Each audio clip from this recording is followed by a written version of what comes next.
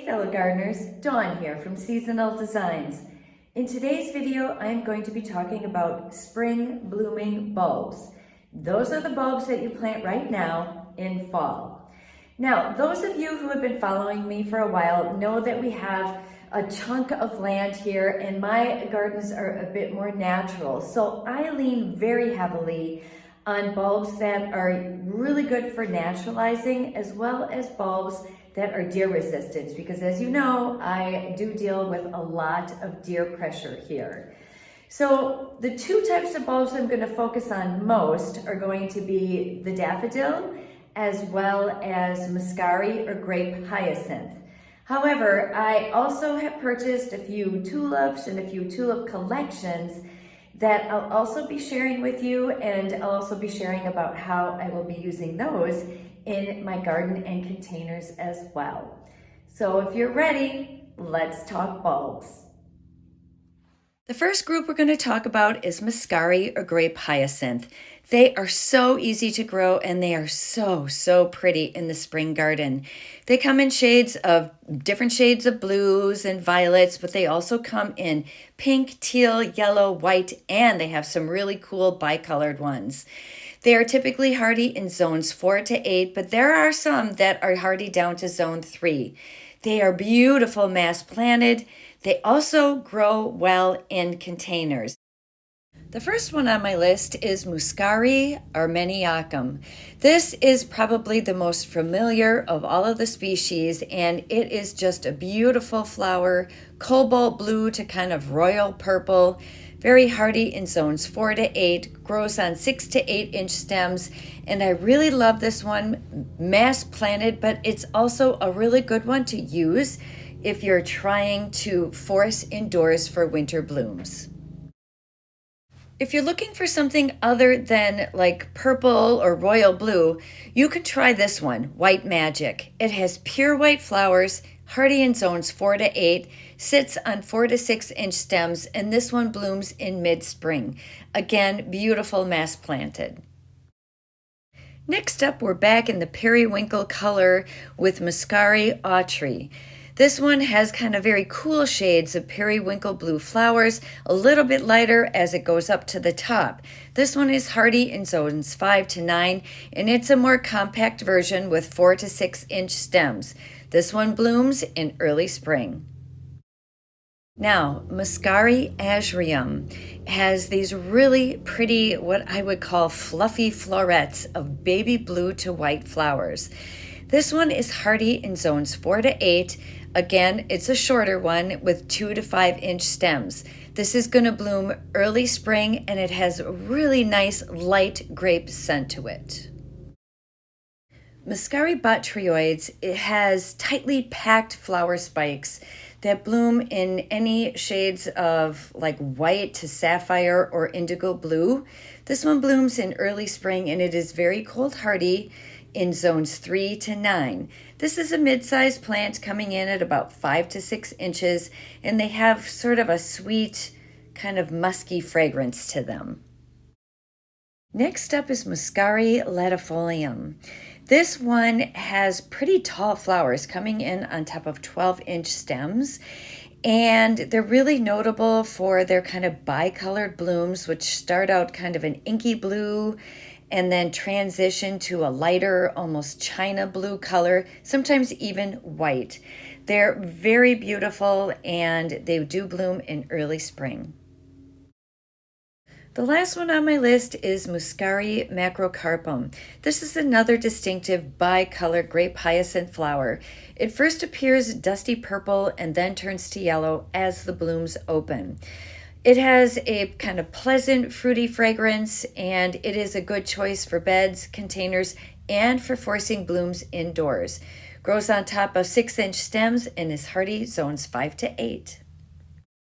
Now I wanted to put this warning in here because in both Europe and Asia, in addition to some parts of North America, this bulb is considered invasive. Here in Wisconsin, in my garden, I can barely get it to spread from one end of a little tiny bed to the other. So I actually have been adding a few of these bulbs because it really just does not seem to want to take off here at all. So I don't deal with this problem, but I did want to mention that you should see if it is considered invasive in your area before you go ahead and purchase or plant these particular bulbs. I also included an ephemeral called Spring Beauty, and I love this. It's not really a bulb, it's a corm, but this little flower is so pretty and so delicate. It comes in white to pale pink, and it is hardy in zones 4 to 9, blooms very early spring, and it prefers a dappled shade in like the rich, moist soil of your woodland garden. I have a lot of this in my woodland garden, and I absolutely love it. I think Spring Beauty is a beautiful native option if you don't or cannot plant grape hyacinth. Another option would be this snowdrop. This is one of the earliest spring flowering bulbs, and it's somewhat fragrant, and it has these dainty little white nodding flowers. Hardy in zones 3 to 8, blooms like the earliest in spring, 8 to 10 inches tall, full sun to part shade, and really this one is most beautiful when it is planted in masses or drifts. The next group of bulbs I'm going to talk about are Narcissus or Daffodil. All of the following cultivars I mentioned will work well for naturalizing, and I have chosen all of these because they have a simple rather than double bloom, making them pollinator friendly. As you know, they come in shades of yellow and white, but they also come in shades of pink, coral, and orange. They are hardy in zones 3 to 9, and daffodils are beautiful planted in mass, as well as just spread out through your garden for naturalizing.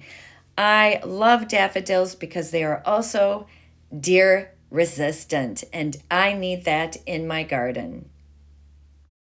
First up is British Gamble. These have huge flowers, 5 to 6 inches across. They have white petals with kind of a lemon coral trumpet, 18 to 24 inches tall, and they are going to bloom in mid-spring. They are gorgeous. This next one is an all yellow daffodil. It is called Dutch Master. Again, larger blooms, 4 to 5 inches across. This one is pretty tall, coming in around 26 inches, and it blooms early to mid-spring. Next on my list is Fortune. This is a large cup heirloom variety, 4 to 5 inch flowers. It is so pretty with the yellow petals and this bright orange cup. This one gets about 18 to 20 inches tall, and this is going to bloom early to mid-spring. Next up is Geranium. This one is a little bit smaller flower, 2 to 3 inches, white petals, and a shallow orange cup. This one gets 14 to 16 inches tall, but it's going to bear up to like 6 flowers on one stem, blooming in mid to late spring. Holland Sensation. This one has white petals with huge, bright yellow trumpets in the center. 1 flower per stem, coming in at 20 inches tall. This one blooms in mid-spring. Ice Follies is a daffodil that is like softer in color with white petals and then a yellow kind of fading to almost cream cup. It is going to be 16 to 18 inches tall. It is going to bear like 1 flower, 3 to 4 inches across, and this one blooms in early to mid-spring. If you're looking for something unique, you might want to choose one of the pink varieties, such as this pink parasol. It has overlapping white petals with kind of salmon pink trumpets. The plant reaches 14 to 16 inches tall, and it blooms in mid-spring. If you're looking for a daffodil to capture your attention, you might want to try Smiling Maestro. Bright, super bright yellow with a striking orange frilly center. This is a large cup variety. Blooms are about 4 to 5 inches across, 22 inches tall, and this one blooms in mid-spring. It is stunning. Next up, let's talk about collections and a few things that I'll be putting in both my cutting garden and containers. This first one is a Darwin hybrid tulip called Apricot Impression. It is two-tone in its flower that is pink on the outside, kind of apricot on the inside. It is a big bloom, very long-lasting in the garden, good in zones 3 to 8, and also good in the cutting garden. I'm adding it to an area that is close to my house where I have planted this sorbetto mix. And it's kind of hidden behind the trees, and I'm hoping that the deer won't find it for next spring. Next up is a daffodil double called Earlichier. It is a very intensely fragrant flower. Double flowers that are ivory on the outside and kind of pale yellow on the inner petals. 6 to 8 blooms per stem. Now this one is hardy in zone 6 to 8. I'm not going to be planting it in my landscape. I'm going to be planting it in pots, giving it its cold period, and then forcing it indoors. This next one is a collection I purchased from Longfield Gardens called Galway. It has 40 bulbs in it, 20 of a tulip called Foxy Foxtrot, which opens creamy yellow and gradually warms to gold with flashes of orange, and then 10 daffodil called Cheerfulness, and 10 of a second daffodil called Love Call. This mix is going to be planted in my cutting garden area, and I'll actually be using it for bouquets. All of these are hardy, zones 3 to 8, and they all bloom at the same time, mid-spring.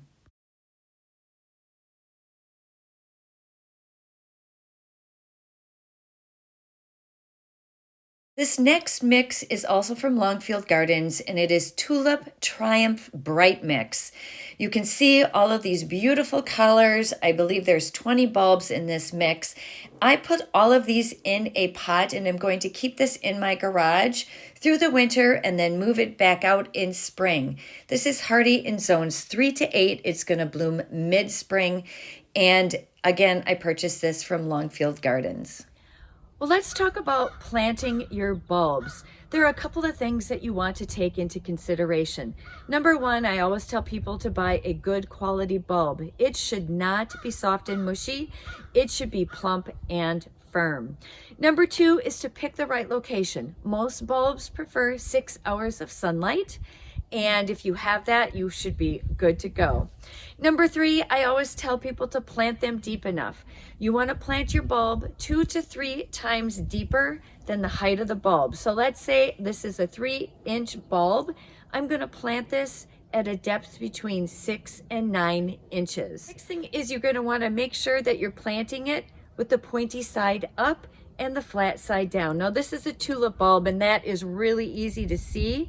Some bulbs are a little more difficult, but check them out because you'll be able to see which side goes down. Is you're going to want to plant them in soil that isn't too heavy or very full of clay. You want really a soil that drains well. And then when you plant them, try to plant them so that it looks natural. Don't plant like 4 bulbs in a row and another 4 in a row. Maybe take your bulbs into where you want to plant them, kind of toss them gently in the air, and where they fall, that's where you plant them. You just want them to look really natural. And then the last tip I have is don't forget to water them in. Now, if you're planting bulbs in containers, I have a few tips and tricks for that next.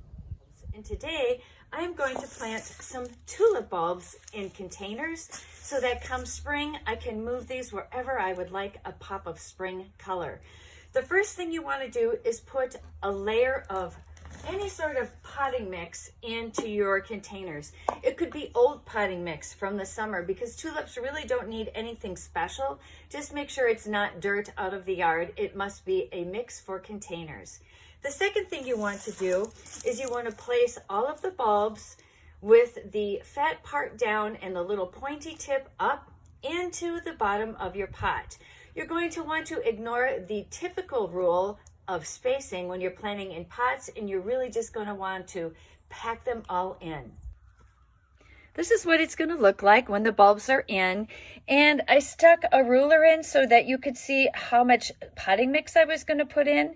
These say to pot 5 inches deep, and so that's what I'm going to do next.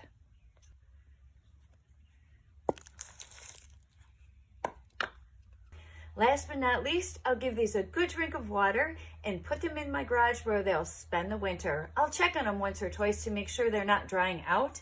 And then come spring, I'll bring them out and I'll be able to enjoy beautiful tulips.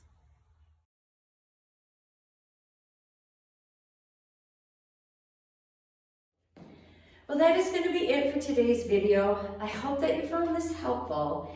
And I hope that you try a couple of the varieties of bulbs that we talked about today. If you have any questions at all, please pop them into the comment section and I will be sure to try to answer any of your questions. Also, if you're not a subscriber, I hope you'll consider subscribing to my channel. Hit the little bell and you'll be notified when I post my next video. Thank you very much for being here. Thanks for watching, and we'll see you guys in the next one. Bye-bye.